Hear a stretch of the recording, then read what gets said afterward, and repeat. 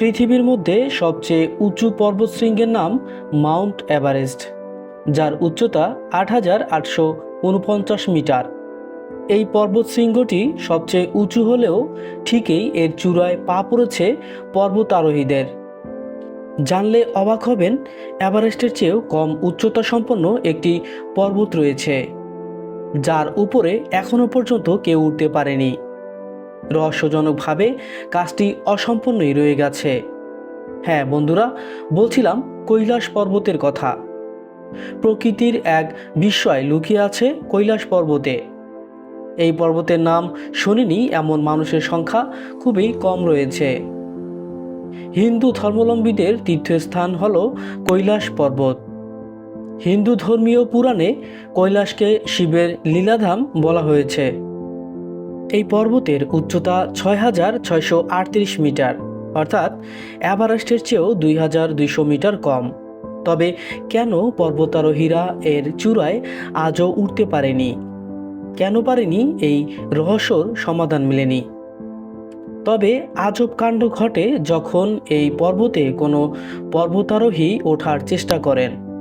কিছু দূর ওঠার পরেই প্রকৃতি তার ভয়াবহ রূপ দেখায়। শুরু হয় ঝড়, তেড়ে আসে পাথরের টুকরো। অনেক সময় পর্বতারোহীরা পা পিছলে পড়ে যান। জানা যায় এই পর্যন্ত যারা কৈলাস পর্বতে ওঠার চেষ্টা করেছেন তাদের সঙ্গেই ঘটেছে অতি প্রকৃত ঘটনা। কিছুক্ষণ পরেই শরীরের অঙ্গ প্রত্যঙ্গ কাজ করা বন্ধ করে দেয়। অকাল বার্ধক্য চলে আসে পর্বতারোহীর শরীরে। এমনকি মাথার চুল ও হাতের নখ বাড়তে থাকে দ্রুত গতিতে। সাধারণভাবে মানুষের নখ চুল যে হারে বাড়ে, কৈলাস পর্বতে অন্তত ১২ ঘন্টা কাটালে নাকি এর বৃদ্ধির হার দ্বিগুণ হয়ে যায়। এরকম হাজারো বিস্ময়ের ধারক ও বাহক হয়ে দাঁড়িয়ে আছে কৈলাস পর্বত, যদিও এর বৈজ্ঞানিক ব্যাখ্যা এখনও মেলেনি। কৈলাস পর্বতের উৎপত্তি হয়েছিল প্রথম দিকের মহাদেশগুলোর সংঘর্ষে। একটি মহাসাগরের মৃত্যু আর পর্বতমালার শিলার জন্মের সাক্ষী হয়ে দাঁড়িয়ে আছে এই কৈলাস পর্বত। এর ভূতাত্ত্বিক গুরুত্ব কোনো অংশেই এর আধ্যাত্মিক গুরুত্বের চেয়ে কম নয়। এই পর্বতের একদম চূড়ায় কোনো বরফ জমে না, কারণ পর্বতটি এতটাই খাড়া যে বরফ নিচে পড়ে যায়, আর ওই বরফ গলে গিয়ে উৎপত্তি হয় নদীগুলোর। যদিও কেউ এখনও এর চূড়ায় ওঠেনি, তবে লাখ লাখ তীর্থযাত্রী হাজার বছর ধরে এর আশেপাশে ঘুরছে সুখী হওয়ার আশায়। অনেকেই বারবার অনবরত হয়ে পর্বতের উদ্দেশ্যে প্রণাম জানাতে চারপাশে যে ৫০ মিটার ট্রাক আছে সেই পথে হেঁটেছেন। কৈলাসের পায়ের কাছে আছে মানস সরোবর এবং রাক্ষস তাল। এই দুই হ্রদ এশিয়ার বেশ কিছু দীর্ঘতম নদীর উৎস। পর্বতের ১৪,৯৫০ ফুট উচ্চতায় মানস সরোবর বিশ্বের উচ্চতম মিষ্টি জলের হ্রদ। প্রকৃতির আজব সৃষ্টি। মানস রাক্ষস দুই হ্রদ পাশাপাশি আছে, অথচ মানুষের পানি মিষ্টি ও শান্ত, আর রাক্ষসের পানি নোনা ও অশান্ত।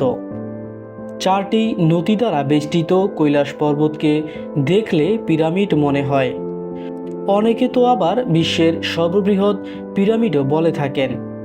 পিরামিডের মতোই খাড়া, তাই হয়তো কেউ উঠতে পারেনি। আরও অদ্ভুত বিষয় হলো, বিজ্ঞানীরা বলছেন কৈলাসে নাকি কোনো চুম্বকীয় ক্ষেত্র নেই, যে কারণে কোনো কম্পাস এখানে কাজ করে না। পিরামিডের আকারের এই পর্বতের গায়ে অনেক প্রাচীন গুহা রয়েছে, যেখানে দেখা মিলতে পারে বৌদ্ধ ও হিন্দু সন্ন্যাসীদের। এই সন্ন্যাসীরা লোকচক্ষুর আড়ালে বহু বছর ধরে তাপস্য করে চলছেন গুহায়। প্রতি বছর বহু মানুষ মানস সরোবর যাত্রা করেন, তবে দুর্গম প্রাকৃতিক পরিবেশের কারণে অল্প কয়েকজনই যাত্রা সম্পূর্ণ করতে পারেন।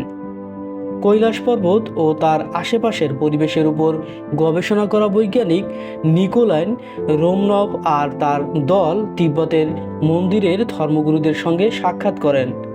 তিনি বলেন, কৈলাস পর্বতের চারদিকে একটি অলৌকিক শক্তি রয়েছে, যার কারণে চাইলেও মানুষ এই পর্বতে আরোহণ করতে পারে না।